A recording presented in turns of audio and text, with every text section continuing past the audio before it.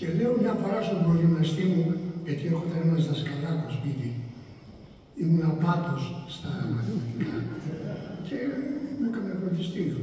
Και του λέω, κοίταξε, εγώ λέω, μόλις μπορέσω, θα γράψω την αυτοβιογραφία μου, εγώ θα έχω πει τόσο.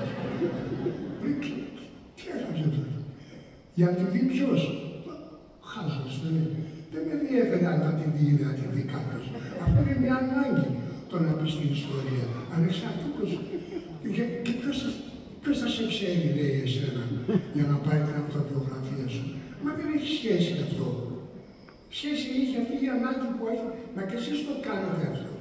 Και εσείς στην παρέα σας και σε φίλους σας, κατά καιρούς, λέτε ιστορίες και περιστατικά από τη ζωή σας. Και είδατε τι ωραία που είναι εκείνη τη στιγμή. Γίνεστε πιο αληθινοί, γίνεστε πιο ωραίοι.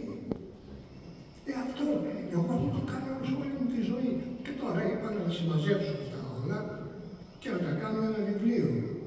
Για τα οποία ευχαριστώ πάρα πολύ τον φίλο μου, τον αδελφικό μου φίλο, Αλέξη Κυριτσόπουλο, που μου έκανε το εξώφυλλο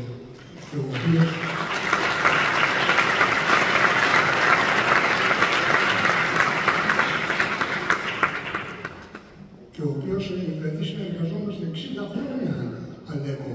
Δηλαδή, είναι σαν να λέμε τα τραγούδια μαζί μας, σαν αδελφούς Κατσάμπα. Που λέτε, ευχαριστώ την Άννα και τις εκδόσεις της. Το βιβλίο είναι αφιερωμένο στην Άσπα, τη γυναίκα του ζωή.